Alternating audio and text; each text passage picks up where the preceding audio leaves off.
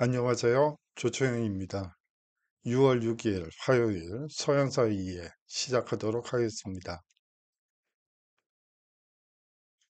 예, 오늘은요, 제1차 세계대전에 있었던 이 크리스마스 휴전에 대해서 수업해 보도록 하겠습니다. 예, 이 오래된 사진첩을 하나 가지고 왔는데요. 이 왼쪽에 있는 사진은 이 체코 쪽에 독일군 나치 군대들이 이 포격과 폭격을 가해서 그야말로 폐허가 된 이 한 도시의 사진입니다. 거기서 유유히 이 독일군 장교가 걸어 나오고 있네요. 예, 이 우크라이나 사태에서도 보시는 것처럼 사실 전쟁이라는 건 안 일어나는 게 훨씬 낫죠. 하지만 뭐 전쟁이 일어난다면 이 어떻게든 이 국토를 지켜내야지만 그 다음이 있는 거죠. 나라를 잃은 그리고 나라를 다시 되찾기 위한 그 노고라는 것은 정말 역사에서 보면 정말 처절한 거라고 볼 수가 있습니다. 예, 정말 폐허가 되고 여기에 사람이 살 수 있을까? 예, 뭐 그런 생각이 들 정도로 아주 처참하게 만들어진 이 체코의 한 도시의 이 모습입니다. 그런데 이 전쟁터 한복판에서 독일군과 영국군이 이 담뱃불을 붙여주고 담배를 나눠 피는 그런 사진이 있네요. 예. 이게 도대체 어떤 일이 벌어졌길래 이 크리스마스 휴전이 일어날 수 있었을까요? 이렇게 처절한 전쟁터 상황에서 어떻게 이런 일이 벌어질 수 있었는지 한번 1차 세계대전과 관련해서 이야기하면서 살펴보도록 하겠습니다. 오늘 강의는요, 이 제1차 세계대전의 전반적인 모습을 살펴보고, 이 제1차 세계대전의 가장 큰 특징 중에 하나는 참호전이 이 시기부터 나타났다는 점이에요. 뭐 우크라이나 전쟁에서도 뭐 지금 21세기에도 참호전 양상으로 전쟁이 전개되고 있고 또 우리나라도 뭐 참호전이라고 볼 수 있는 상황인데요. 이 참호전이라는 것이 이전의 전쟁과 어떤 차이가 있고 또 이 참호전이 나타나게 되면서 전쟁의 양상이 어떻게 변화되는지도 한번 간략하게 살펴보도록 하겠습니다. 그리고 마지막으로 크리스마스 휴전에 대해서 살펴보도록 하죠. 예, 제1차 세계대전은 그야말로 현대과학이 총동원된 이 전쟁이라고 볼 수가 있습니다. 예, 뭐 지금 기준으로는 정말 구닥다리 총, 구닥다리 비행기, 뭐 구닥다리 배 가지고 한 그야말로 야, 그 현대식 탱크, 21세기 탱크 한 대면 뭐 전부 다 박살을 낼 수 있는 아이 뭐 이런 표현을 쓰는 건 좀 그렇지만 뭐 그런 한심한 구시대적인 뭐 무기라고 생각할 수도 있겠지만 1914년 당시에 이 상황을 놓고 본다면 그야말로 현대 과학의 이 최첨단을 갖는 이 과학 장비들이 이 총동원된 전쟁이라고 볼 수가 있죠. 예, 참호전의 등장으로 변화된 전쟁 양상도 일단 살펴보고요. 다음으로 크리스마스 휴전의 의의까지 살펴보도록 하겠습니다. 예, 당시 참호에서 종군 기자 앞에서 이제 아직 교전은 아니고요. 이 중간 휴지기에 이제 사진을 찍은 모습입니다. 네, 뭐 여기서 중요한 것은 이제 도랑을 하고 참호를 파고 이 밑에 보세요.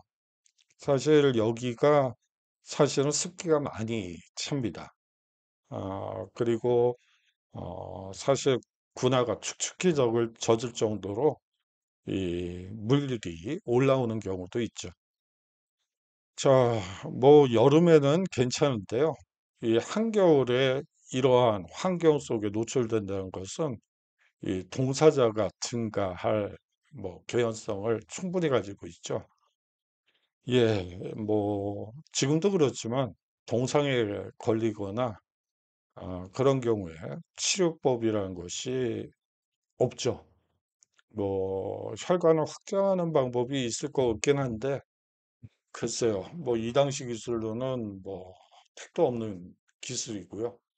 뭐 사실상 이 당시에 동상에 걸린 사람들 수술하는 방법은 뭐 손이 얼었을 때는 이 손을 자르고 이 뭐 발가락에 동상이 있는 경우에 발목 부분부터 자르고 뭐 이런 어떻게 보면 그야말로 장애자가 되는 그러한 뭐 수술 방법 이외에는 다른 방법이 없었어요.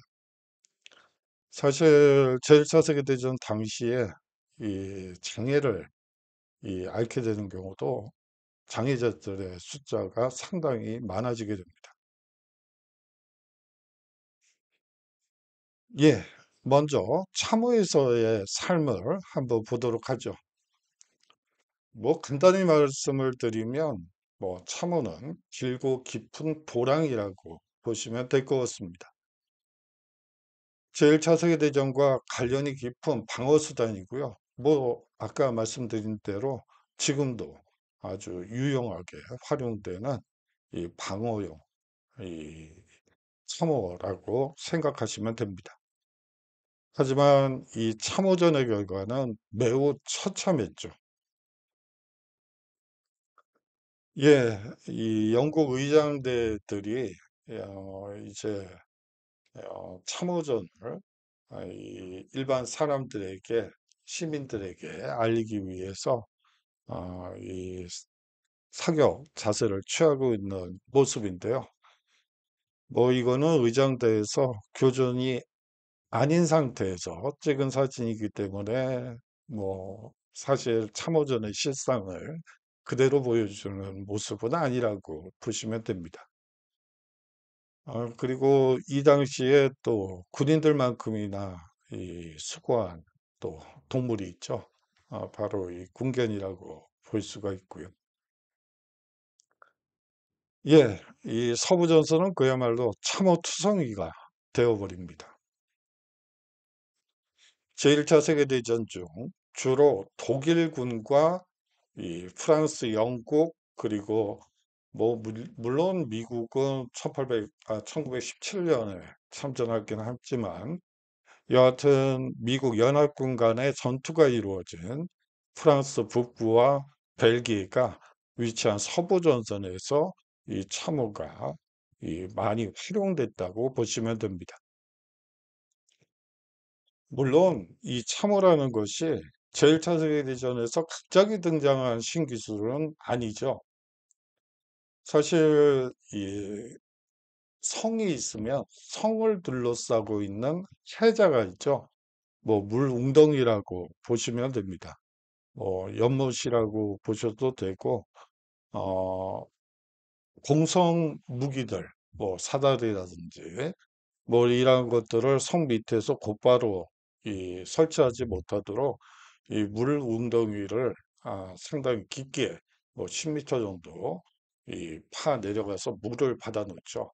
그러면 적들이 이제 성으로 오를 때 사다리를 쓰려면 그야말로 그 물웅덩이를 모두 이제 무트로 만들고 거기다가 사다리를 설치해야지만 위로 이 성을 올라갈 수가 있죠. 그러한 방어 수단이라고 생각하시면 됩니다. 예, 물 웅덩이가 있기 때문에 그 물 웅덩이 이제 무트로 이 땅으로 이제 만들기 위해서 이 많은 병력이 사실은 이 해자를 없애는데 투여됐고 전사자들이 이때 제일 많이 난다고 보시면 될 것 같습니다. 참호는 포와 총기의 보급으로 현대전의 중요한 방어 수단이 되었다고 보시면 되고요. 이 제1차 세계대전부터 화학정과 독가스가 널리 이용되었기 때문에 정면이 막혀 있는 참호 덕분에 군인들은 방독면을 쓸 수 있는 시간적 여유를 가질 수 있었던 점에서도 아주 유용했다고 볼 수가 있죠. 예, 이 제1차 세계대전은 화학전, 독가스전이 아주 횡행했던 전쟁이라고 보시면 됩니다. 뭐, 사실, 이러한 화학전과 독가스전이 이 시기부터 나타나게 되고, 또 제2차 세계대전 때는 이제 유대인 학살에 뭐 이러한 화학, 이 독가스 뭐 많이 사용된다는 것은 여러분들이 영화를 통해서나 문화 작품을 통해서 많이 보셨을 걸로 짐작이 됩니다.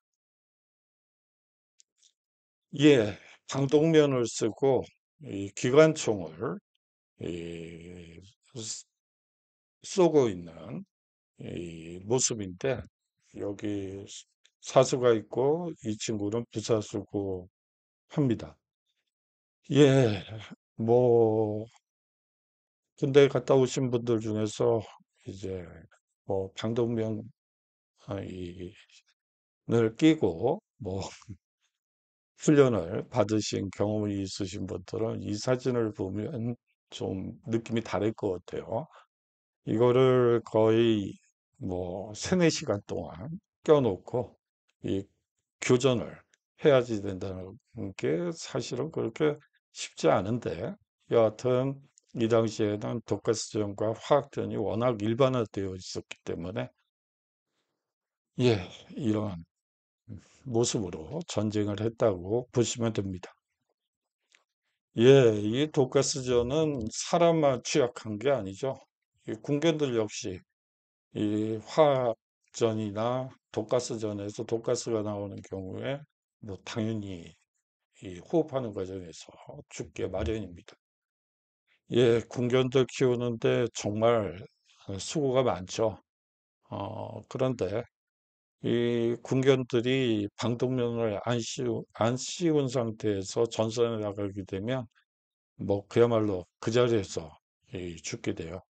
그래서 이 군견들에게도 방독면이 지급돼서 예, 지급하는 모습의 사진이 있어서 한번 가지고 와봤습니다. 예, 이 참호전이라는 거는 이 엄청난 사상자를 냈다고 보시면 됩니다. 정말 엄청난이라는 말이 무색할 정도로 어, 이렇게 생각하시면 돼요.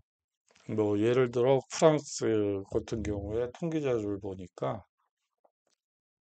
이 1914년부터 17년까지 제1차 세계대전 동안에 20대부터 30대까지의 이 젊은이 남성들이 죄다 다 군대로 끌려가요. 어휴, 예, 엄청난 숫자겠죠? 그런데 이 참호전이 정말 이 사람 잡아먹는 이 전쟁인 게 그중에 절반이 전사를 하게 돼요. 예, 20, 30대에 50%가 그냥 없어져 버렸네요. 아니, 어떻게 이런 일이 벌어지죠? 뭐, 거기까지는 또 그렇다고 쳐요.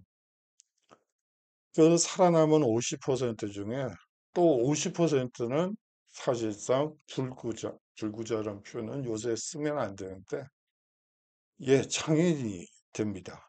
후천적 장애인이 되죠. 뭐 아까 말씀드렸다시피 동상에 걸리면 발을 자르고 손을 자르고 뭐 이렇게 되기 때문에 말초신경 쪽이 이 동상에 걸리면 다 잘라내야지 되기 때문에 이 후천적인 장애인들의 숫자가 뭐 거의 전쟁터로 끌려간 사람의 25%라고 보시면 되죠. 그러면 살아남은 자, 아니, 정상적인 이 남자 20, 30대 젊은이들은 고작 25%만 남는 거죠. 그런데 뭐 사실 참호전이라는 것이 계속되는 총성 소리에 또 옆에서 전우들이 죽어가는 것을 보고 또 본인도 백변전에서 상대방을 죽여야 되고 뭐 이러한 과정들이 계속되기 때문에 이 쉘 쇼크라고 해서 뭐 요새는 전쟁 후 스트레스 장애인가요? 그렇게 표현이 되고 있는 것 같은데, 그 질병에 걸린 이 사람의 숫자가 살아남은 자의 한 25% 이상이었다고 해요. 다시 말하면 그 생때 같은 20, 30대들이 그야말로 고작 한 25% 정도 이제 전쟁이 끝난 다음에 경제 활동을 제대로 할 수 있었다고 볼 수가 있죠. 예, 정말 사람 잡아먹는 하마인 것 같습니다. 하마라는 표현은 좀 그렇군요. 하마가 사람을 잡아먹지 않으니까. 뭐, 여하튼, 그렇습니다. 제1차 세계대전 당시 부대는 검을 소총에 매달고요. 조준 사격 자세로 참호에서 공격과 방어를 하게 됩니다. 물론 조준 사격을 하기도 어렵죠. 뭐, 그 전투기가 계속 폭격을 가하고 또 이 사실상 이 폭격이 계속되고 총격이 계속되기 때문에 그야말로 뭐 조준 사격을 취하는 것 자체도 사실은 그렇게 쉽지는 않을 것 같아요. 일직선상으로 펼쳐진 그리고 유효 사거리 내에 적의 참호를 향해 이 가장 위험천만한 것이 돌격하는 것이죠. 이런 방식은 효과는 없고 대량 사상자만 속출하게 됩니다. 예, 이 송간 전투에서는 영국군이 한 하루에 자그마치 6만 명의 전사자를 내게 돼요. 어휴, 6만이면, 어휴, 정말, 어이구, 부모님들만 12만이라는 얘기인데, 어휴, 정말 그냥 생떼 같은 자식들이 전부 그냥 이 돌격 앞으로라는 말 한마디에 뛰쳐나가서 자그마치 6만 명이 이, 그야말로 전멸을 당한 그런 기가 막힌 일도 벌어지게 되죠. 사실상 이런 방식의 전쟁은 효과는 없고 사실상 대량 사상자만 실출하게 만들죠. 이 참호전이란 것은 밤중에 시작이 되는데요. 대개 포병의 엄호 사격, 이 포격 지원이 먼저 이루어지고요. 이 독일군의 경우에는 연합군의 참호 중에서 가장 약한 고리만을 골라서 고도로 훈련된 병사를 보내어 이 공격하고 이 점령에 들어오는 이 특징을 가지고 있습니다. 이 참호전의 잔인함은요, 이 1916년 프랑스 쏨강 전투에서 잘 드러나는데요. 영국군은 전투 첫날 하루에 6만 명의 사상자를 냈죠. 예, 적의 고지를 점령하기 위해서 사실상 돌격 앞으로만을 이제 계속해서 외치다가 이런 불상사가 일어났다고 여러분들이 생각하시면 됩니다. 물론 과거의 전투 방식에 익숙한 이 귀족 출신의 장교들이 이런 실수들을 많이 했다고 보시면 되고요. 예, 아까도 말씀드렸다시피 이 질병과 쉘 쇼크가 이 참호전에서는 그야말로 만연했다고 보시면 됩니다.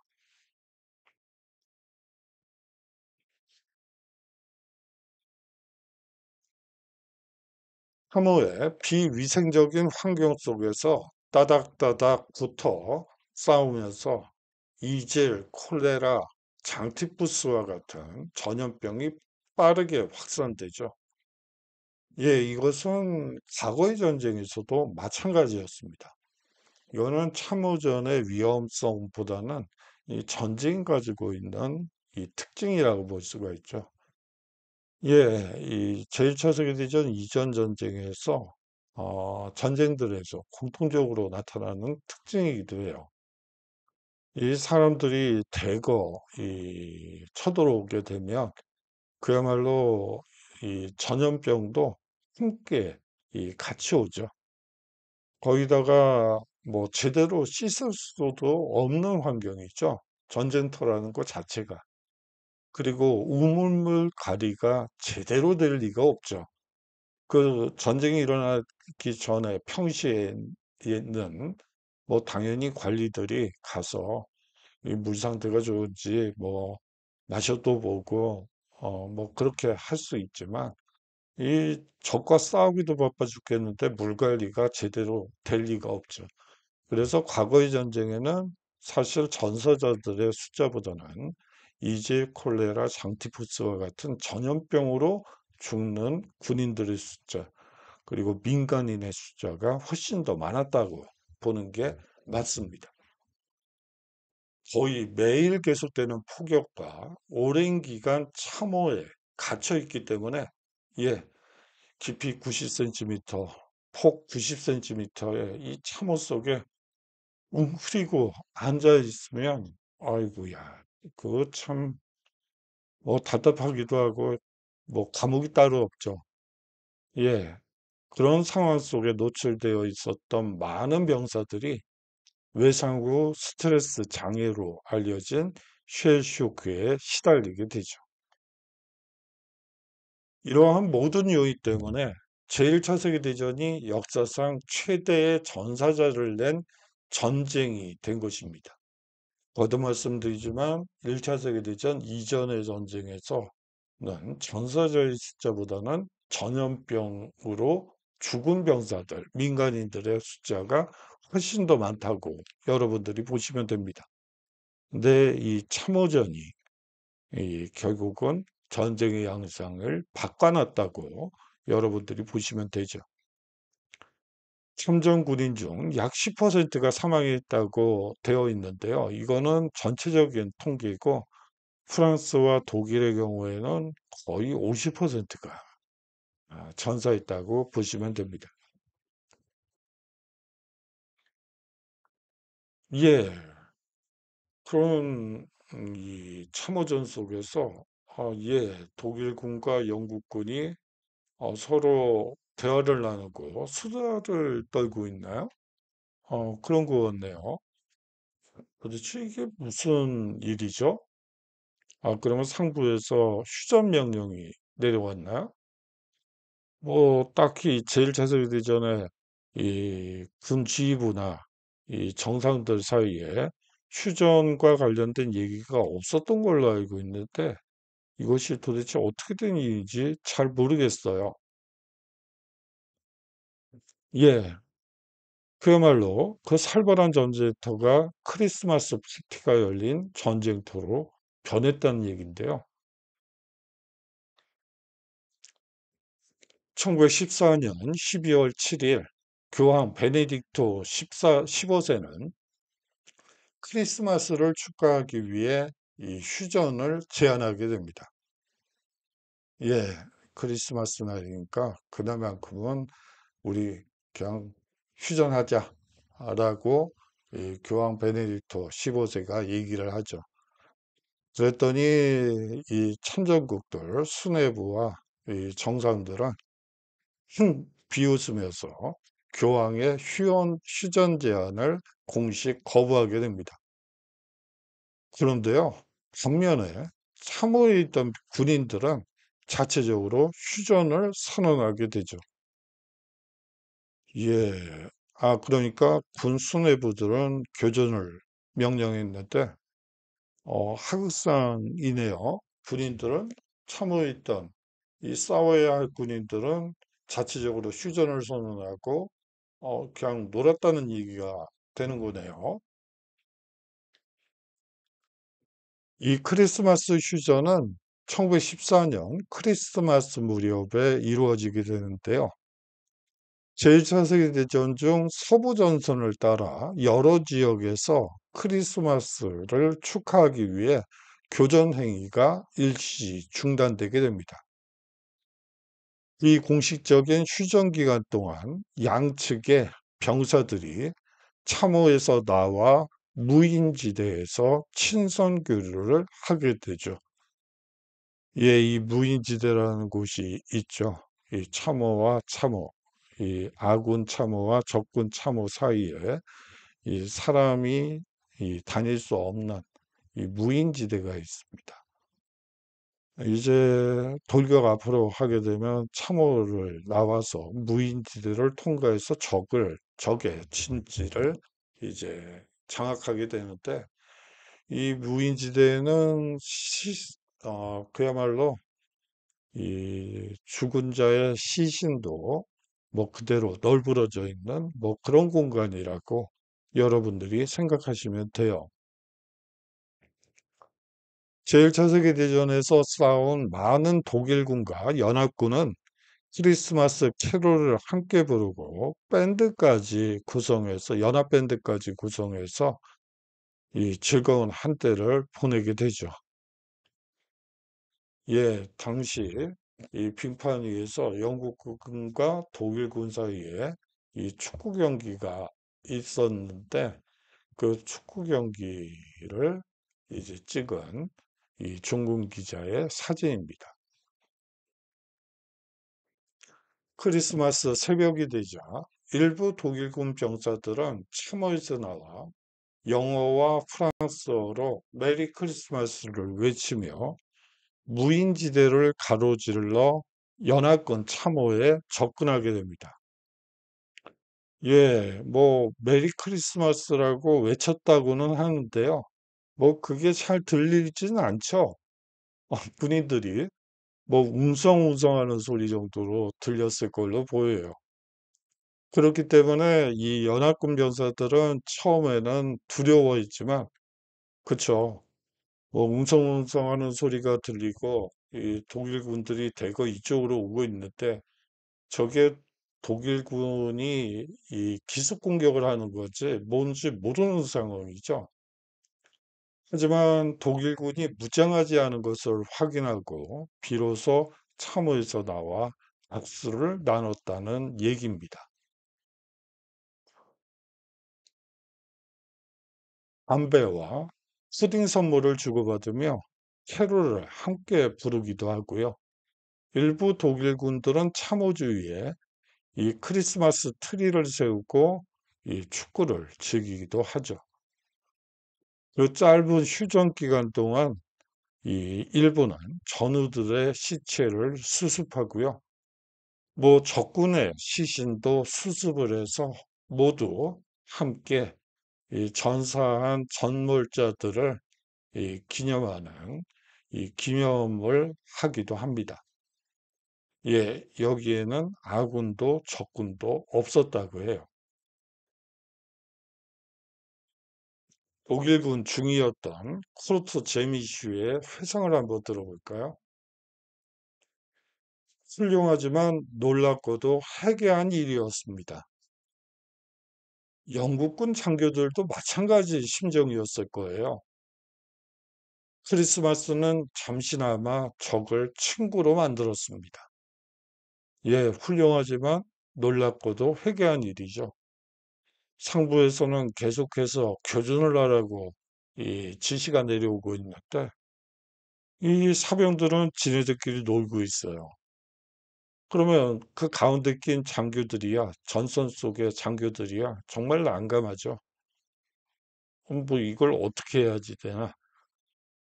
이 상부의 명령을 어긴 걸로 해서 뭐 즉결 처분을 내리나? 뭘 이걸 어떻게 해야지 되나? 아마 고민들이 많았을 걸로 보입니다. 장교들 입장에서는요. 예, 이렇게 진행된 크리스마스 휴전에 대한 평가를 한번 내려보도록 하죠. 뭐 이건 제 나름의 생각이긴 하지만 뭐 이 크리스마스 휴전은 제1차 세계대전이 발발한 지 불과 5개월 만에 발생한 일이었죠. 예, 사실은 전선에 투입됐던 그 많은 젊은이들이 뭐 요번 크리스마스에는 뭐 그냥 전쟁 끝나고 뭐 가족과 함께 친구들과 함께 뭐 크리스마스 행사를 가질 거야. 뭐 이런 생각으로 전선에 투입됐다고 볼 수가 있겠죠. 이렇게 전쟁이 장기화될 줄은 그 누구도 상상할 수 없었던 일입니다. 전통적인 기사도 정신에 따른 이 마지막 사례라는 입장도 있어요. 제가 봤을 땐 이게 맞아 보여요. 왜냐하면, 뭐 그 이유는 조금 이따 얘기하고요. 왜냐하면 이후로는 이 크리스마스 휴전은 없었기 때문입니다. 크리스마스를 온 가족이 모여 한 해를 정리하고 친구들과 오해와 갈등을 푸는 기회로 여겨온 장병들에게 크리스마스 때의 교전은 이해 불가죠. 정말 이해하기 어려운 일이었어요. 또 한 가지 중요한 특징 중에 하나는 이 개인주의가 강한 영국군이 아닌 전통과 관행을 따르려는 심리가 강했던 독일군이 이 항상 보면 크리스마스 휴전에서 독일군이 먼저 제안한 것에서 알 수 있습니다.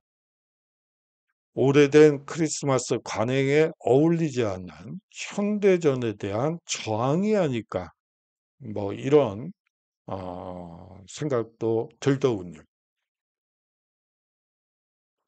예, 당시를 증언하는 생생한 기록들을 한번 보도록 하죠.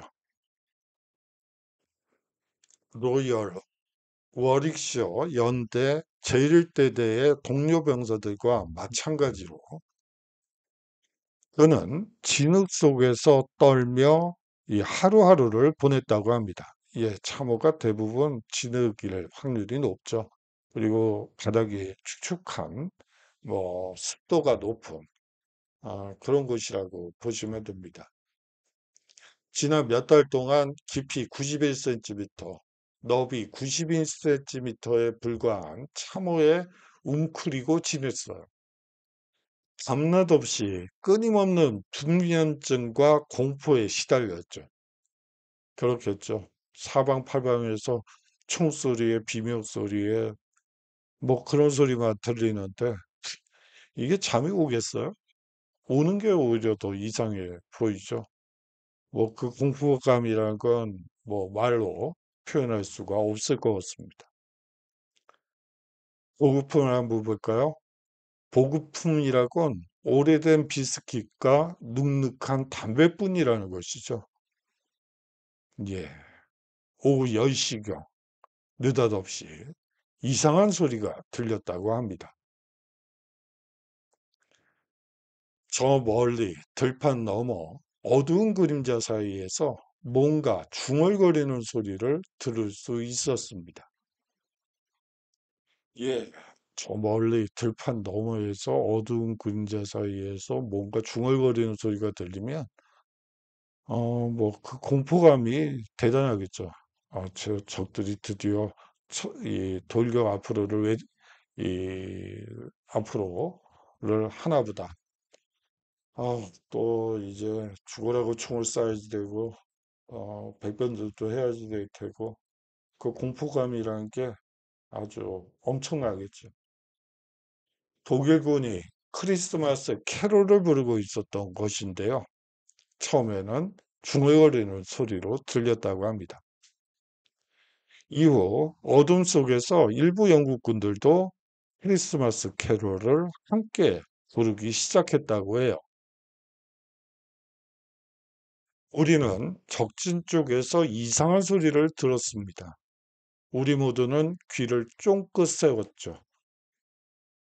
독일군이 다시 소리쳤습니다.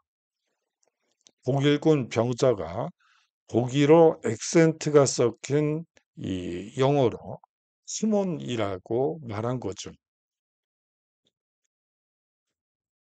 병사들은 참호에서 기어나와 이 무인지대에서 만나기 시작했고요. 영국군과 독일군은 전사자의 시체를 수습할 수 있다는 사인을 허공에 총을 쏘아 주고받았다고 합니다. 이 당시 이런 묘사들이 가장 많았죠. 어느 누구에게도 증오심은 느낄 수 없었습니다. 휴전 기간 동안 악수와 수다가 오가고요. 추운 겨울밤에 노래와 담배와 와인을 교환하는 등 엄동설안에도 상부의 명령은 무시한 채 휴전 파티를 즐긴 것이죠. 크리스마스 이브 무렵부터 서부 전선 곳곳에서 휴전이 이루어지게 되는데요. 이 동부 전선, 즉 독일과 이 러시아 사이에 이 형성된 동부 전선에서는 이 며칠 동안 이 휴전이 이루어진 경우도 있었다고 합니다. 예. 대부분의 경우가 서부 전선 얘기들이 많은데요. 이 동부 전선에서도 역시 마찬가지로 이 크리스마스 휴전이 이루어지게 되죠. 당시 참전 병사들로선 지옥에서 맛보는 반가운 휴식이 아닐 수 없었겠죠. 그렇죠. 그 전쟁터라는 그 생지옥이죠. 그 생지옥에서 이 며칠 만에, 며칠간의 이 크리스마스 휴전은 그야말로 지옥에서 맛보는 반가운 휴식이 아닐 수 없었을 거예요. 전쟁 초기에는 전쟁이 금세 끝날 것이므로 크리스마스를 가족과 함께 보낼 수 있을 것이라고 다들 기대하고 이 전선에 이 참전했다고 볼 수가 있죠. 제1차 세계대전에는 살인병기를 뭐 예를 들어 분당 수백 발을 발사하는 전투 비행기의 대량 생산이 이루어진 시기이기도 하고요. 또 양측의 패전 소식은 병사들의 사기를 떨어뜨리게 됩니다. 1914년 8월 카넨베르크에서 러시아의 완전한 패전이 있었고요. 그로부터 일주일 후에 마른강 전투에서 독일군이 패배하게 됩니다. 예, 이 마른강 전투 얘기가 나와서 이 참호전과 관련해서 꼭 말씀드릴 부분이 있어요. 이 마른강이라는 것은 너비가 한 1km가 채 되지 않는 뭐 그런 강이라고 볼 수가 있어요. 그런데 여기가 이제 전선이 돼 버린 거죠.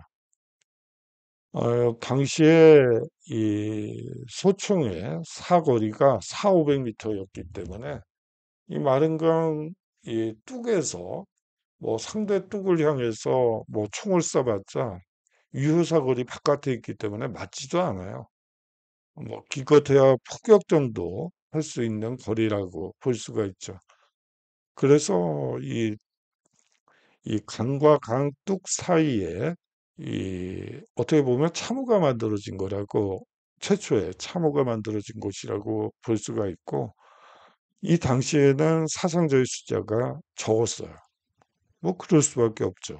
어차피 유효 사거리 바깥에 이 뚝이 있기 때문에 뭐 아무리 총을 쏴봐야 뭐 맞지도 않고 뭐 맞았다 그래서 치명상을 당하는 것도 아니기 때문에 사실상 이 강 사이에 뚝과 뚝이 참호가 돼서 전쟁을 했기 때문에 사실상 사상자의 숫자가 줄어들게 되죠. 그래서 만들어진 것이 참호라고 보시면 돼요. 그거는 어디까지나 유효사거리 바깥에 있었기 때문에 사실은 병사들의 희생이 적었던 것인데 뭐 지상에서도 마찬가지로 하면 뭐 그 희생자의 숫자를 줄일 수 있지 않겠느냐. 어떻게 보면 너무 아, 좀 무식하게 해석을 하고 이 참호전이 시작됐다고 보시면 됩니다. 1914년 겨울이 다가오고 추위가 닥칠 무렵에 수백 마일에 걸쳐 이 서부전선이 구축되게 됩니다. 수많은 병사들이 전선에 참호해서 비참하게 살고 있었지만 이미 수만 명이 전사한 뒤였죠. 예, 뭐, 서유럽의 겨울이라는 것은 뭐, 그렇게 우리나라처럼 뭐, 영하 10도 이하로 내려가고, 요즘 기상이유 때문에 뭐, 이 어, 딱, 이거다라고 얘기할 수 없는 상황이긴 한데, 뭐, 경험을 해보면, 이 서유럽과는, 영하로 떨어지는 경우도 이 드물어요.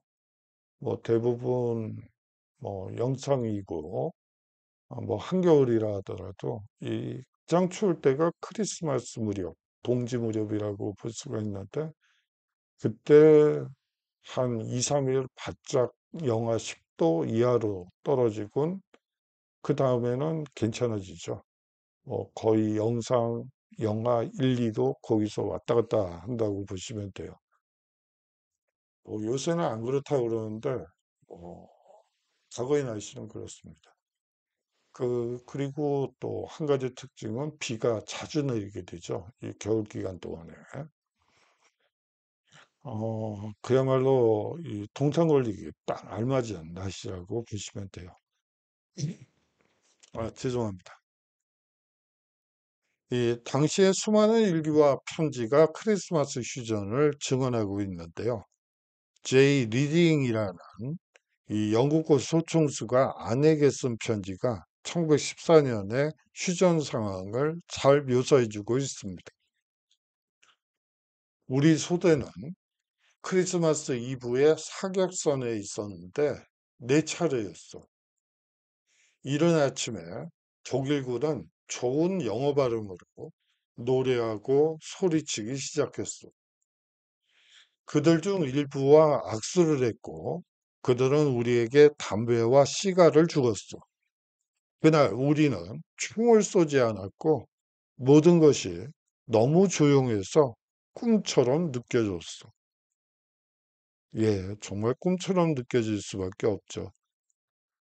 그 수많은 비명 소리와 그 총격 소리, 포격 소리, 폭격 소리, 어, 비행기 전투기 지나가는 소리부터 시작해서 온통 들리는 것은 뭐 그런 소리였는데, 그야말로 정말 너무 조용했겠죠.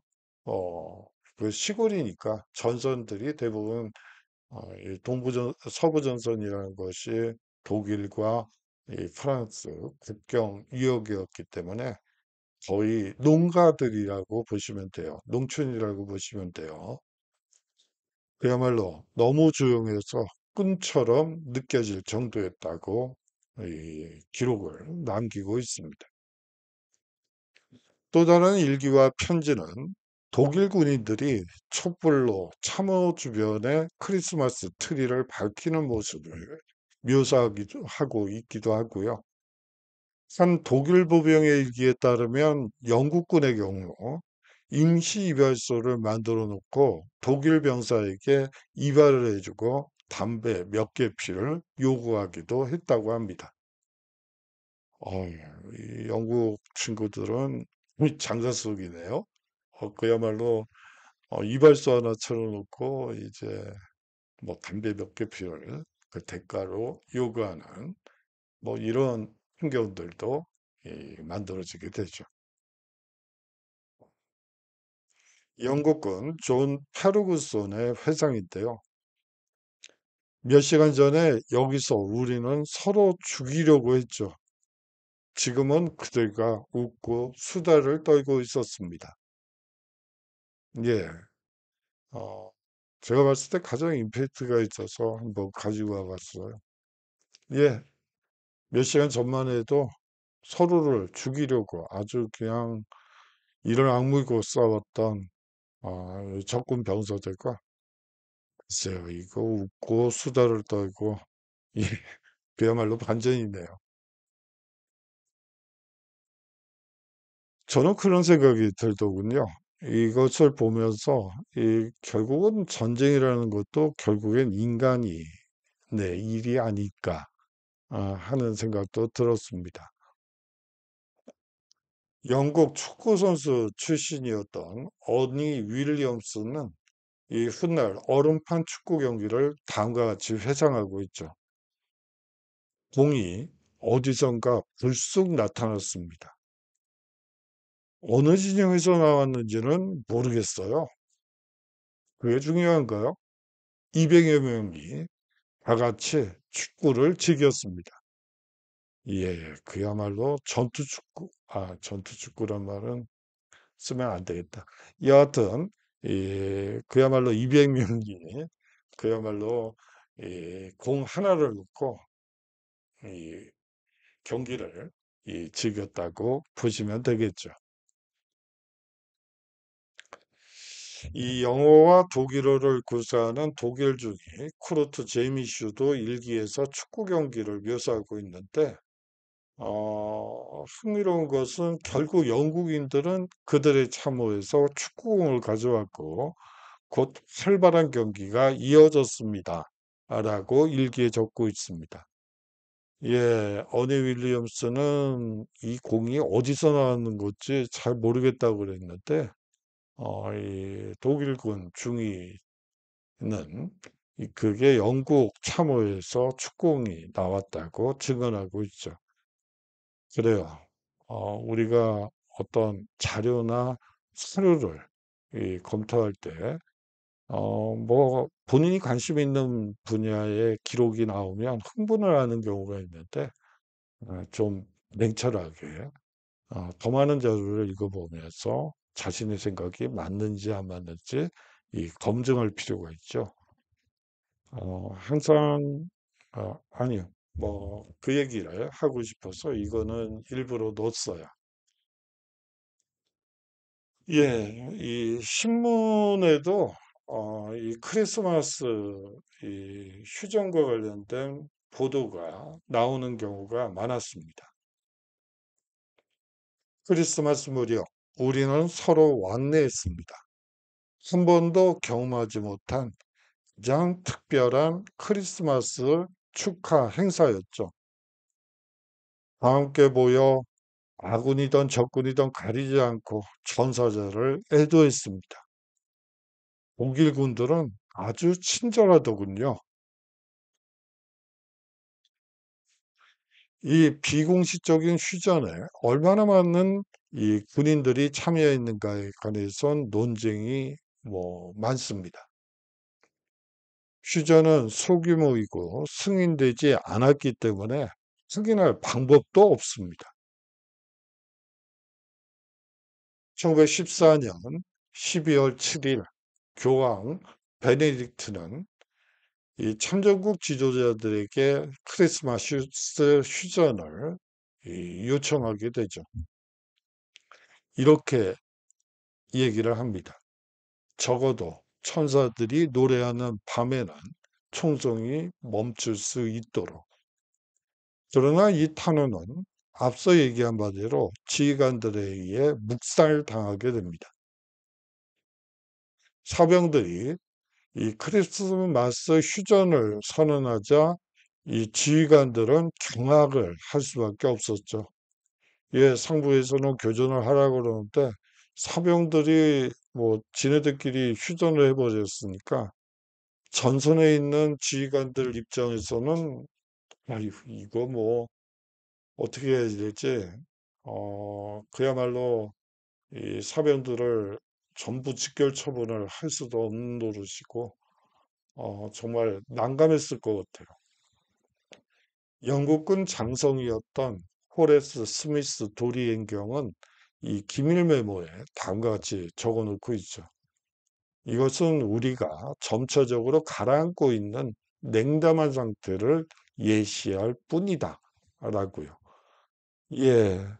참호전이 계속되면서 사실상 많은 사상자들이 났고 또 나름대로 이 전도 경험하게 되고 뭐 전쟁은 언제 끝나나 아니 뭐 크리스마스 무렵에는 끝나고 집에 가서 뭐 친구들하고 가족들과 함께 보낼 수 있을 거라고 생각했는데 이게 뭐지 하는 분위기를 이런 식으로 표현했다고 보시면 될 것 같습니다. 군인들이 군사재판을 받고 처벌을 받았고요. 최고 사령부는 두 번 다시 그와 같은 일이 재발하지 않도록 일선 부대의 지휘관들에게 지시를 내리게 됩니다. 제1차 세계대전 중 더 이상의 크리스마스 휴전은 없었죠. 1914년에 크리스마스 휴전은 전쟁도 결국 인간이 벌이는 일이라는 것을 모든 이들에게 상기시켜 줍니다. 예, 다음 주제는 나치즘에 대한 얘기를 해보도록 하겠습니다. 배경에 대해서도 좀 다뤄볼까 했었는데 얘기가 좀 길어질 것 같아서 일단 나치즘부터 시작하도록 하겠습니다. 예, 이 히틀러의 권력 획득 과정을 살펴보도록 하죠.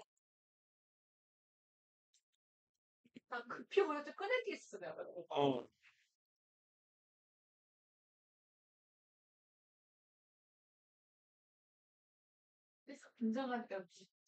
아니, 뭐 무서울 건 없지. 그렇다고 우스워 보이지가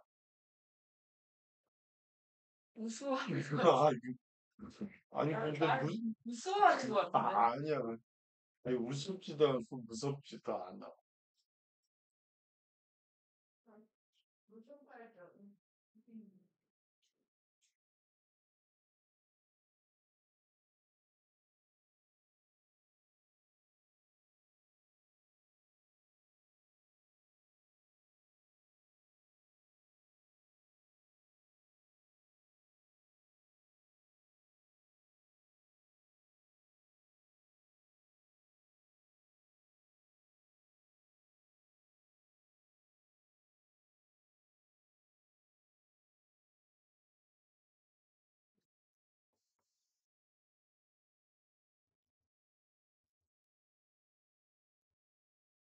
예, 이 사진은 뉘른베르크에서 있었던 이 나치 청년들이, 나치당 청년 뭐 조직들이 이 만든 이,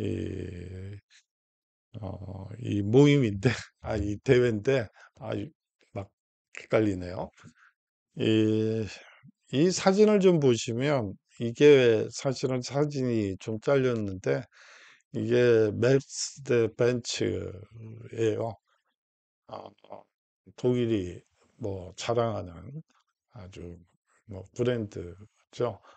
이 자동차를 타고 이 청년들은 모두 오른팔을 올리고 이 히틀러를 연호하고 있는 모습입니다. 이 사진도 역시 사실상 이 앵글이 모두 이 히틀러를 모든 시선이 히틀러를 향하고 있기 때문에 사실상 이 히틀러의 이 이미지 정치에 이 활용된 그런 측면들이 있죠.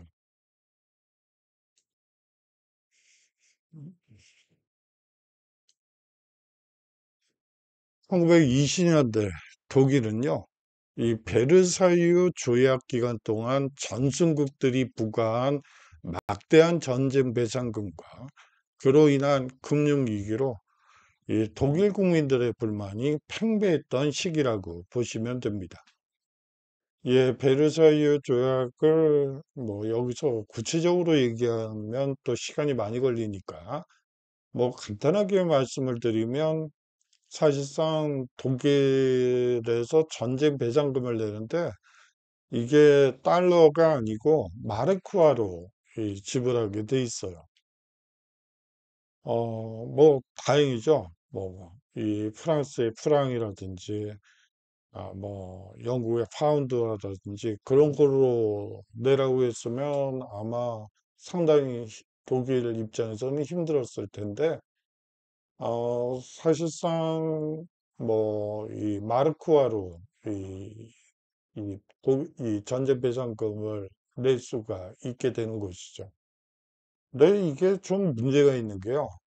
사실 제1차 세계대전이 이 종전하는 과정에서 독일이 돼서 사회주의 혁명이 일어나게 되죠. 사회당이 집권을 하게 됩니다. 예, 그렇게 되면서 사실은 제국을, 황제정을 붕괴시키고, 이 사실상, 어떻게 보면, 이 독일이 이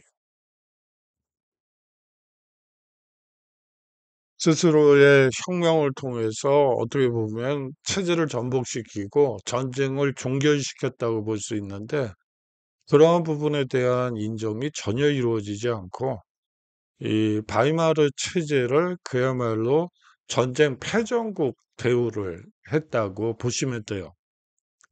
이제 그렇게 되면서 이제 독일인들 입장에서는 아니 이 황제정을 붕괴시키고 우리가 스스로 이 체제를 변경시켜서 이 전쟁을 끝낸 거였는데, 아니, 우리가 왜 패전국이 되고, 뭐, 그래, 좋아. 패전국이 되는 것까지는 뭐, 그렇다 치지만, 이 베르사유 체제라는 이상한 괴물단지를 마주해야 되지?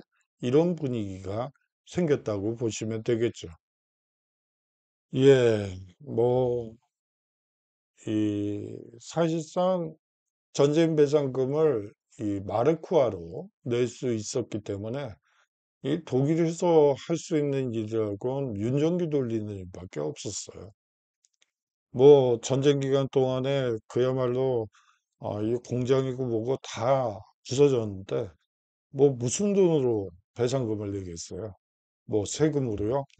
아니 그거는 더더욱이나 힘든 일이죠. 이 독일 국민들이 이 불만이 많았고 그렇기 때문에 결국 바이마르 체제에서는 사실상 이 윤전기를 돌려가지고 이돈 찍는 윤전기를 돌려서 이 전쟁기 배상금을 낼 수밖에 없었죠. 이 돈을 자꾸 찍는다는 얘기는 그만큼 인플레이션이 이 나온다는 얘기고 생긴다는 얘기고 그야말로 그 속에서 사는 국민들은 뭐 10원 하던 게 갑자기 만 원이 돼 버리면 그게 월급쟁이들이 생활이 되겠어요? 뭐 그런 상황이었다는 것을 여러분들이 생각하시면 되겠죠. 뭐 종이 한 장이 티슈 뭐 값이 뭐 100매짜리가 뭐 몇천 원에서 뭐 하루만 지나면 몇만 원이 되는 아주 그야말로 이 마르크화는 그야말로 똥값이 되는 그런 상황이었다고 보시면 되겠죠. 그 속에서 사는 국민들 입장에서는 정말 열불나는 일이죠. 뭐, 이거 뭐 생활을 어떻게 하라는 얘기인지. 하루 그냥 살기가 일반화됐고, 뭐 그런 상황이라고, 여러분들이 지금, 아르헨티나에 대한 보도들을 보면 여러분들이 느끼시겠지만, 뭐 그런 상황이라고, 생각하시면 됩니다. 제1차 세계대전 당시 오스트리아 세관원이었던 아버지 밑에서 자란 아돌프 히틀러는 국가사회주의 독일 노동자당을 이끄는 지도자가 되어 바이마르 공화국의 경제정책을 반대하고 나서게 됩니다. 예, 제가 그 현대사를 이 수업을 할 때 학생들에게 항상 물어보는 말이 있어요. 이 나치당은 이 구구파일까 극자파일까 라고 항상 물어보죠. 여러분들은 극자인 것 같으세요? 극우인 것 같으세요? 예, 뭐 대부분의 학생들이 극우라고 얘기를 하는데요. 사실은 극좌파라고 보는 게 맞아요.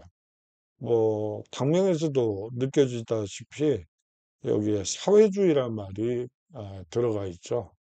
이 국가 사회주의 독일 노동자당이라고 보시면 예, 국가 사회주의 독일 노동장의 당에서도 느껴지시는 바와 마찬가지로 이 사회주의를 표방한 정당이라고 볼 수가 있어요.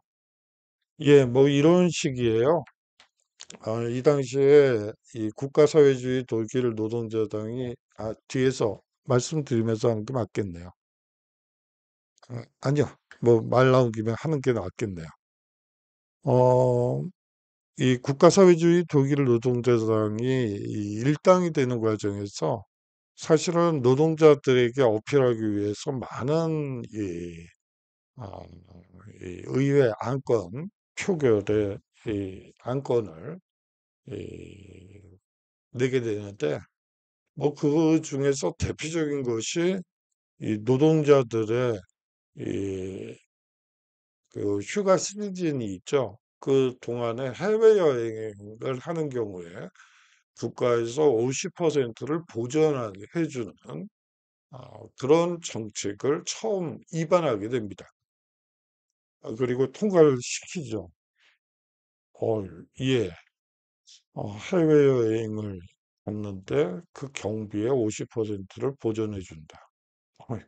뭐 노동자들 입장에서는 뭐 인기를 얻을 수밖에 없는 정책이라고 볼 수가 있어요. 그리고 이 히틀러가 내놓은 국가사회주의 독일 노동자당에서 내놓은 입법안 중에 이런 내용도 있습니다. 뭐 세면대 이 탈의실 뭐 있잖아요. 이 작업하고 나서 땀을 많이 흘렸는데 좀 샤워도 하고 싶고 옷도 갈아입고 싶고 그런 경우에 노동자들을 위해서 어, 30인 이상이요. 5명 이상 이 노동자를 채용한 경우에는 반드시 이 탈의실과 샤워실을 구비하게끔 그렇게 이 입법안을 내놓기도 하죠. 사실상 당시에 이 사회당이 있긴 했었는데 이 사회주의 정당들은 사실상 거대 담론들만 얘기를 하지 사실상 노동자들의 일상생활에 대해서는 별 관심이 없었었죠.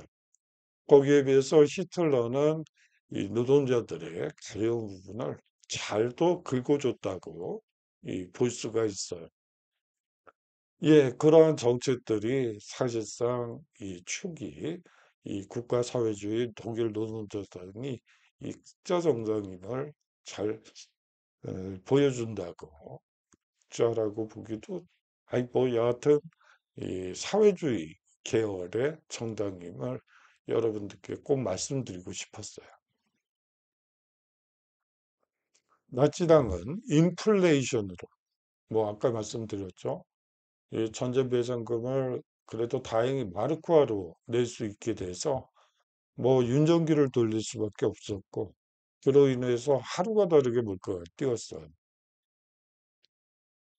예, 지금 뭐 인플레이션 뭐 요새는 좀 잡혀가는 것 같긴 한데 한참 심할 때는 정말 뭐 10만 원이 돈같이 느껴지지도 않더군요. 그 코로나 그거 끝나고 나서 그 무렵에는 그야말로 도탄에 빠진 사람들과 이 수백만의 실업자들에게 상황 개선을 약속하게 되고요. 이 청년 돌격대와 같은 준군사 조직을 활용해서 이 대중정당을 구성하게 되죠. 예, 이 청년 돌격대라는 이 준군사 조직을 만들어서 이들을 활용해서 사실은 선전과 선동 활동을 통해서 이 대중정당의 모습을 비추려고 많은 노력을 하게 됩니다. 국가주의적 이 가치를 부추기는데 이제 결국 성공하게 되죠. 예, 미넨 브라운 하우스에서 청년 돌격대 AS와 만난 히틀러의 모습이에요. 예, 이 미넨 브라운 하우스는 사실은 이 미네는 맥주 축제가 유명한 곳이죠. 옥토버 페스트라는 그 옥토버 페스트 때 이 상설로 이 브라운 하우스에서 이 옥토버 페스트가 열리는데 이 대부분 야외 천막에서 행사가 이루어지는데 여기는 실내고 어, 수백 명이 함께 모여서 이제 맥주를 마실 수 있는 공간이라고 생각하시면 돼요. 예, 히틀러를 쳐다보는 청년들의 이 눈빛을 보세요. 거의 몰입 상태네요. 저 입을 보는, 눈을 보는 이 청년들의 맑은 눈이라는 건 이 또렷또렷한 이 눈빛을 통해서 히틀러가 이 부각되는 어떻게 보면 히틀러에 대한 이미지를 영웅화시키는 한 장면이라고 볼 수도 있겠죠. 1928년 3%의 득표율에 불과했던 독일 사회주의 노동자당은 1929년의 위기로 지지율이 상승하게 됩니다. 예, 1929년에 이 대공황이 발생하게 되죠. 그 여파로 이 지지율이 상승하게 됐고요. 이 1932년 11월 6일 총선이 있었는데 이 33.09%의 지지율로 제1당이 되게 됩니다. 예, 지지율이 33.09%로 제1당 반열에 오르게 되는 것이죠.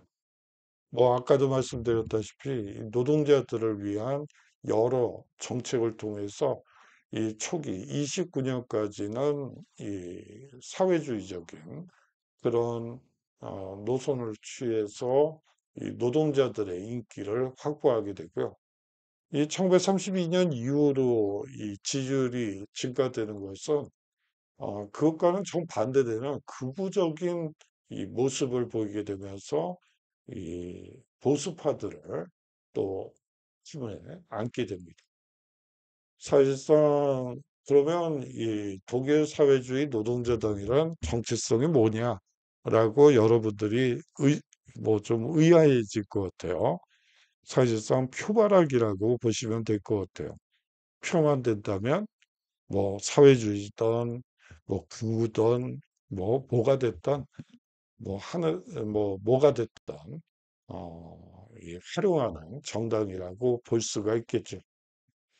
1933년 1월 30일 힌덴베르크 대통령에 의해 총리로 임명되게 됩니다. 1934년 8월 2일 힌덴베르크의 이 죽음으로 제국의 총리 겸 대통령이라는 이중칭호, 즉 총통이 되기도 하죠. 예, 우리가 보통 총통이라는 말을 쓰는데요. 그것은 이 의원 내각제에서 총리 겸 대통령, 물론 실권은 총리가 가지고 이 나라를 상징하는 것은 대통령이 되지만 이 두 가지를 겸직하고 있다는 의미에서 이 총통이라는 말이 쓰인다고 보시면 됩니다. 이렇게 되면서 총통이 되면서 이 반대자들의 제거, 정당 활동의 금지, 중앙집권 국가의 수립이 이루어졌다고 볼 수가 있고요. 1936년부터 국가의 군사화와 공격적 외교 정책을 재개하게 됩니다. 예, 뭐 여러분들이 미네협정에 대해서 뭐 신문 보도나 뭐 그런 거를 통해서 좀 많이 접하셨을 것 같아요. 사실상 이 영국과 프랑스는 이 나치 독일의 이 체코, 그리고 폴란드 뭐 이런 지역에 대한 사실상 체코죠.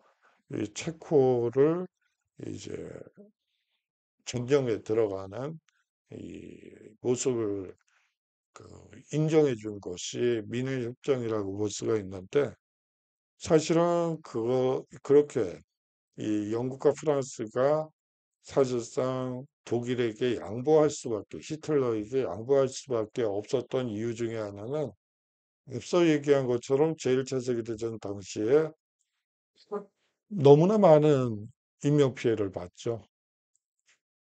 사실상 1919년에 17, 14년에 20, 30대들 뭐 절반이 없고 뭐 제대로 경제 활동을 할 수 있는 사람들은 뭐 전체의 20%가 될까 말까 뭐 그 정도라고 생각하시면 돼요. 뭐 장애가 후천적 장애가 발생했다거나 혹은 쉐이쇼크나 전쟁 후 스트레스 증후군으로 정상적인 경제 활동을 할 수가 없었죠. 예, 그 부모들 입장에서는 어때요? 정말 이 자식이 먼저 죽는다는 것처럼 고통스러운 일은 없겠죠. 뭐 부모님이 돌아가시는 것도 가슴 아픈 일이죠. 하지만 자식이 먼저 죽는 것처럼 불효도 없는 것 같아요. 불효라는 말은 또 여기서 쓰면 안 되는데 여하튼 그렇습니다. 예, 그야말로 가슴에다 묻는다는 표현이 맞는 것 같은데요. 여하튼 그렇게 이 너무 많은 인명 피해가 발생하게 되자 전쟁만은 막아야 한다는 이 국민적인 이 여론이 형성됐다고 볼 수가 있어요. 이제 거기에 야합했다고 정치인들이 야합했다고 볼 수가 있죠. 그렇죠. 뭐 전쟁은 막아야지 되겠죠. 예. 그렇지만 일어난다면 뭐 거듭 말씀드리지만 반드시 이겨야 돼요. 참 딜레마죠. 예, 다음은 이미지 정치의 기술자들을 한번 뭐 연이어서 얘기해 보도록 하죠. 히틀러는 이 나치당의 토대를 확장할 필요를 느끼고 집권 전부터 대중을 동원하기 시작합니다. 나치, 나치 이데올로기를 심기 위한 선전 정책을 선전과 이 정책 실행을 하게 되는데 그것을 위해서 미디어와 사진을 활용하게 되죠. 히틀러에 관한 신비스러운 이미지를 연출하기에 사진이 매우 적합한 매체로 선택됐다고 보시면 됩니다. 히틀러의 전속 사진가이자 친구인 하인리 호트만의 사진은 1932년 미넨의 브라운 하우스에서 독일 전역에서 모인 40명의 이 청년 돌격 대원들과 만나는 히틀러의 모습을 전하고 있습니다.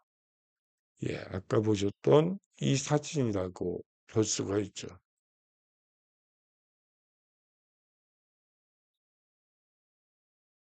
예, 정치 기획자들도 한번 살펴보도록 하죠.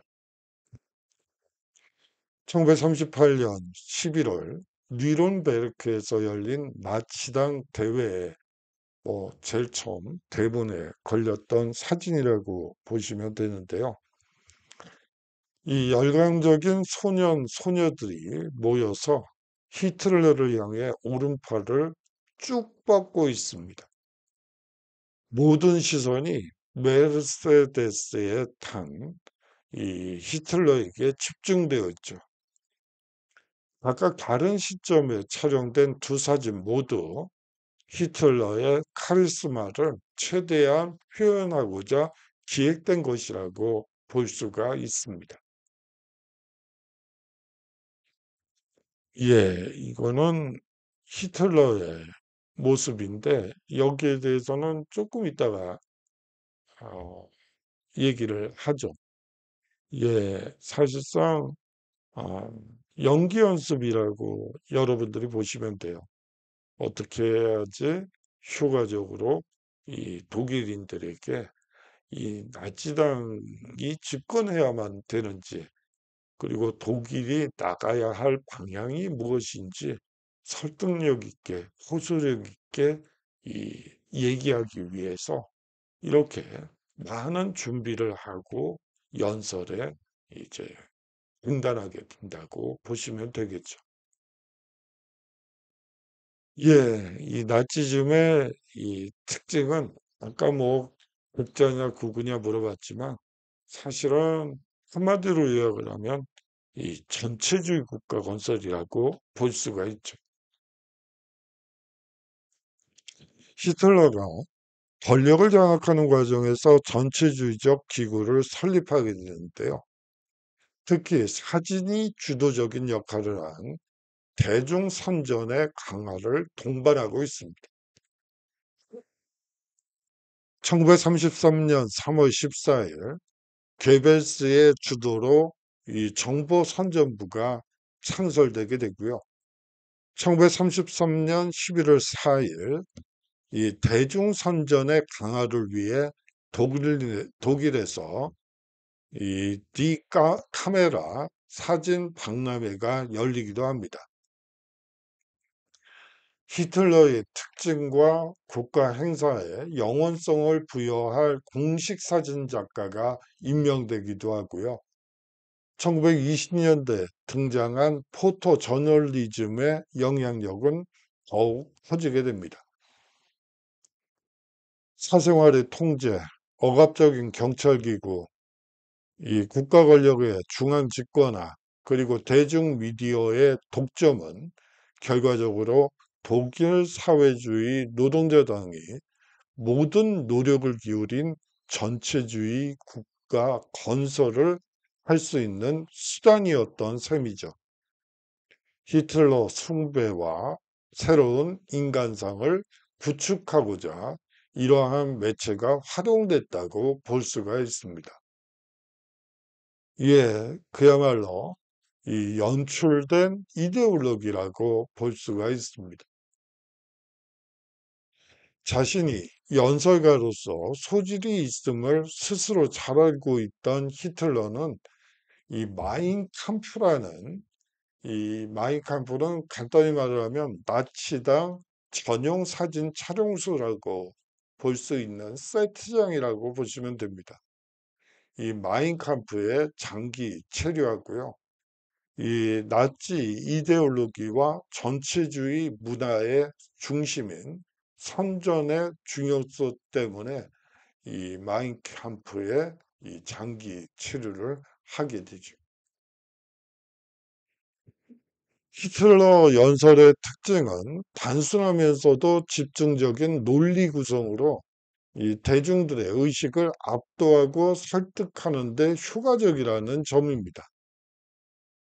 항상 단순하고 반복적인 논리로 연설을 하고요. 때로는 선언적, 또 때로는 이 주문적 어조를 띤 히틀러의 연설은 고대 연설가로부터 빌려온 수사의 호소에서 제스처와 이 단어를 연결한 것이 특징이죠. 예, 히틀러 연설의 특징은 간단히 말씀드리면 거의 한 주제에 관해서 이 반복적인 논리를 구사한다는 점이에요. 예, 다양한 메뉴판을 얹어 놓고 이 얘기했다, 저 얘기했다 하는 것이 아니라 주제를 하나만 정해 놓고 이제 그것을 이제 납득시키기 위해서 여러 번에 걸쳐서 반복적으로 표현만 다르게 하는 식으로 이 연설을 진행한다는 점이죠. 히틀러가 몸짓 효과와 얼굴을, 표정을 얼마나 중요시 여겼는가는 이 하인리히 호프만이 1925년에 찍은 사진에 잘 나타나고 있습니다. 예, 바로 이 사진이에요. 히틀러가 연습을 할 때, 이 연설을 할 때 포즈를 취하는 연습들을 하는데 가장 호소력이 있고 또 이 카리스마가 넘치게 보이는가를 이제 작가 입장에서, 사진 작가 입장에서 이제 사진을 찍어서 보여주죠. 그러면 이제 히틀러가 그 동작을 반복해서 이 캠프에서 연습을 했다고 합니다.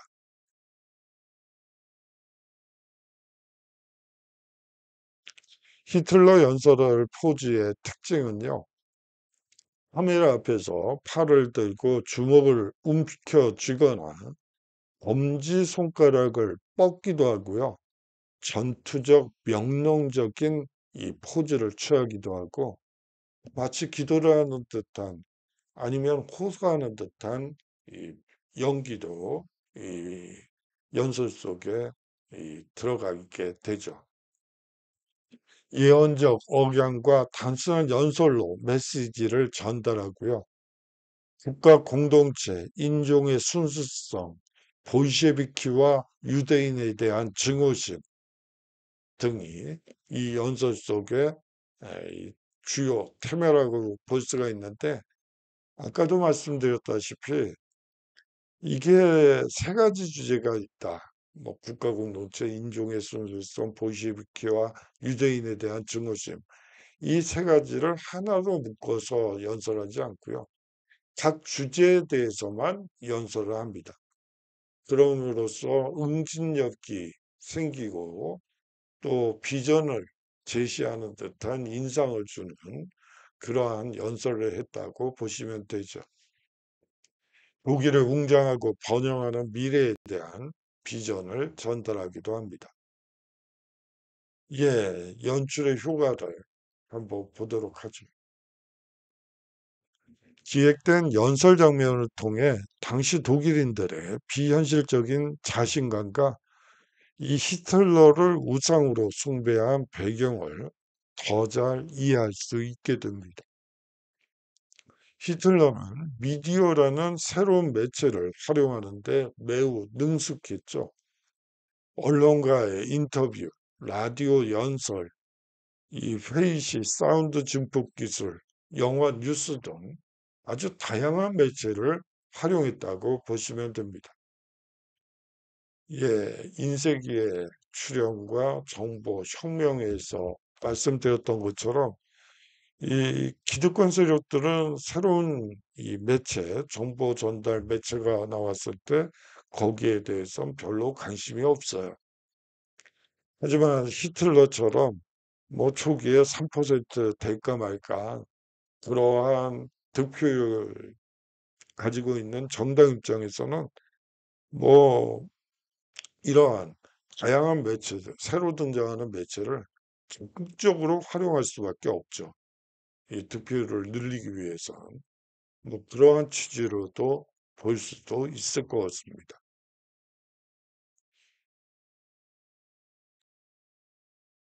예, 뭐 사실은 이 어, 나치즘을 먼저 하고 베를린 장벽을 뭐 순서대로 했습니다만 이게 원래는 베를린 장벽을 먼저 하고 히틀러를 하려고 했었어요.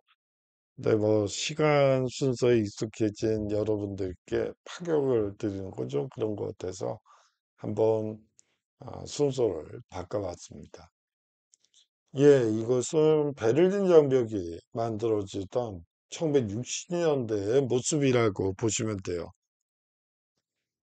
이 독일인들, 동독인들 입장에서는 참 웃기죠. 어제까지도 자유롭게 이 서베를린으로 갈 수가 있었는데, 갑자기 철책이 만들어지고, 콘크리트 장벽이 만들어지고, 저게 뭐지?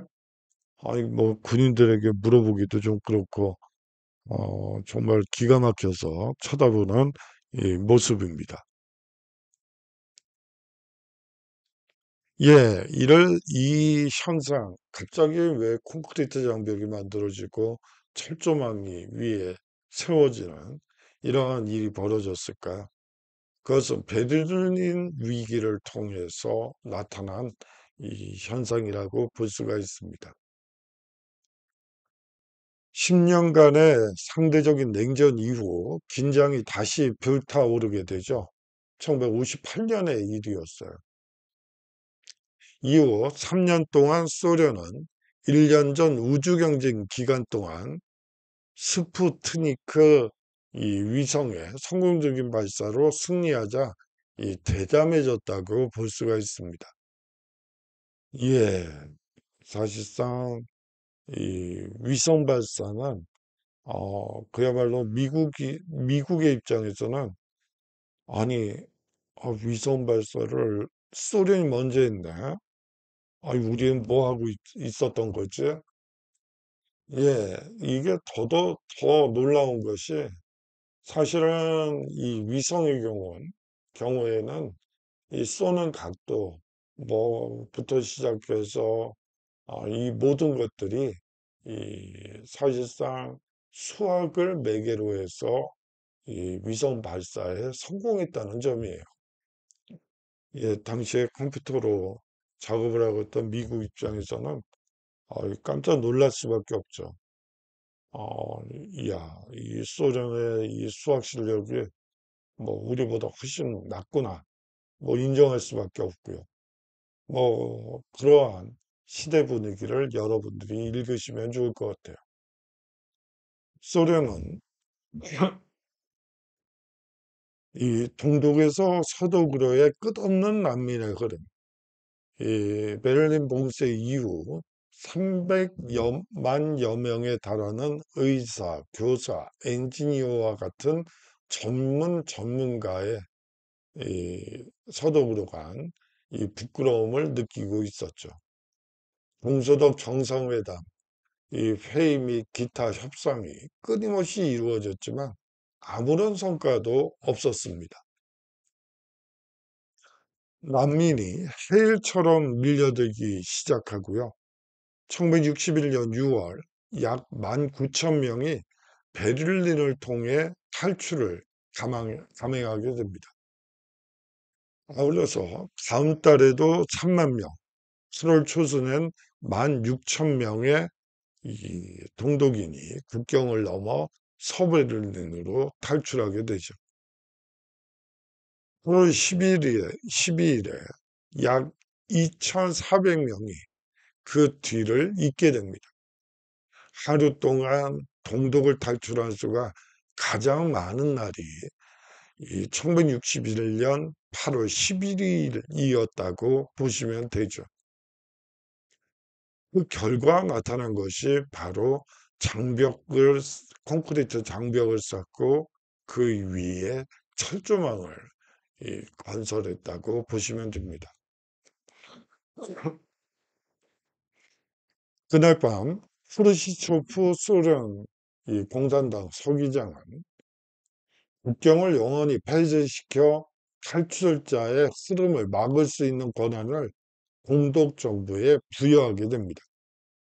단 2주 만에 독일 군대와 경찰이 총동원돼서 임시 철조망과 콘크리트 블록벽인 베를린 장벽이 완성되게 되죠. 베를린 장벽이 설치되기 이전에는 동베를린 시민과 서베를린 시민들이 상당히 자유롭게 이동을 했습니다. 사실상 국경이라는 것은 의미가 없었고요. 동서 국경을 넘어 직장 생활을 하는 경우도 있었고, 쇼핑하고 극장과 영화관에서 관람도 하고, 기차와 지하철로서는 승객의 자유로운 왕래를 가능케 했죠.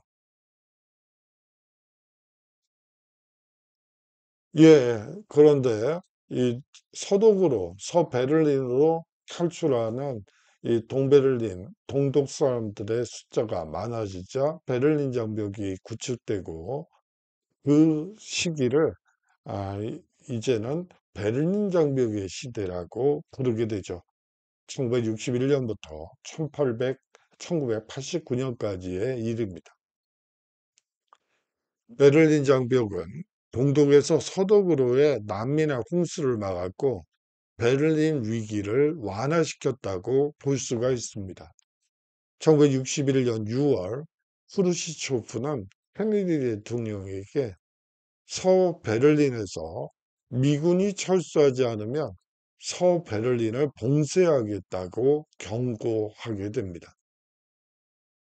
그야말로 전쟁으로 이어질 수도 있는 아주 호전적인 행동이었다고 볼 수가 있겠죠. 케네디는 이 동독이 서베를린을 봉쇄하는 대신 베를린 장벽을 세웠다는 소식을 전하는 보좌진에게 다음과 같이 말했다고 해요. 그다지 좋은 해결책은 아니지만 장벽은 전쟁보다 훨씬 낫다. 이것이 베를린 위기의 종식이다. 예, 이렇게 이 베를린 장벽이 만들어짐으로써 이 베를린 위기가 잠정적으로 임시 미봉책으로 이 해결됐다고 볼 수가 있겠죠. 이 기간 동안 베를린 장벽을 넘기 위해 최소 171명의 사상자가 발생하게 되죠. 동독에서 서독으로의 탈출은 가능했습니다. 1961년부터 1989년 동안 5천 명 이상의 동독인, 그중 이 동독 국경 경비대 소속 600명도 포함이 되는 5천 명 이상이 철조망을 뚫고 때로는 열기구를 타고 때로는 하수구를 기어가며 탈출을 감행하게 되죠. 예, 이것은 베를린 장벽이 붕괴되던 그 시절에 이 사진이 있어서 한번 가지고 와 봤습니다. 예, 이 베를린 장벽은 이제 역사 속에 뭐 있었던 아주 우발적인 이 사건으로 이 기록에 남아 있지만 한번 어떻게 이 베를린 장벽이 붕괴되는지 한번 살펴보도록 하죠. 1989년 11월 9일 저녁 기자회견에서 동독 정치인인 이 콘트, 이 쿤터 샤보브스키는 이 여행 비자에 대한 제한이 해제될 것이라고 이 조기 발표하게 됩니다. 이게 원래는 며칠 후에 발표하기로 한 것을 이 정치인은 뭐 사실상 이 표벌하기이기 때문에 인기를 얻기 위해서 이렇게 우발적으로 조기에 발표한 것으로 보여요. 새로운 정책이 언제 시작될 것인가에 관해 질문을 받자 그는 겁도 없이 지체 없이라고 말하게 되죠. 실제로 이 정책은 다음날 발표될 예정이었고요. 이 독일인들은 여전히 장기간의 비자 신청 절차를 거쳐야만 이 여행이 가능했음에도 그 부분은 애써 빼놓고 이 여행 비자에 대한 제한이 해제될 것이라는 점만 이 조기 발표하게 되죠. 이러한 이 보도자료가 나가게 되자 그날 자정부터 동독 시민들은 국경을 자유롭게 넘을 수 있다고 선언하게 됩니다. 그야말로 크리스마스 휴전과 거의 유사한 이 사건이 발생했다고 보시면 되겠죠. 동베를린과 서베를린 사람들은 맥주와 샴페인을 마시면서 이 문을 열어라고 외치며 자정에 검문소를 넘나들게 됩니다. 주말이 되자 동베를린에서 200만 명이 넘는 사람들이 서베를린을 방문하게 됐고요. 이 모습을 본 한 언론인은 세계 역사상 가장 위대한 거리 축제라고 이 글을 남기기도 합니다. 사람들은 망치를 가져와 베를린 장벽을 허물었고요. 이 건설업에 종사하는 사람들 중에 이 크레인과 불도저를 어, 그 운전할 수 있는 사람들은 그것을 이용해서 장벽을 말끔히 없애게 되죠.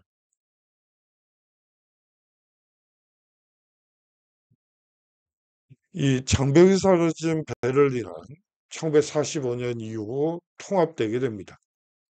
오늘만 벽에 스프레이를 할게요. 라고 낙서한 한 베를린 시민은 전쟁이 정말로 끝났습니다. 라고 이 낙서를 하게 되죠.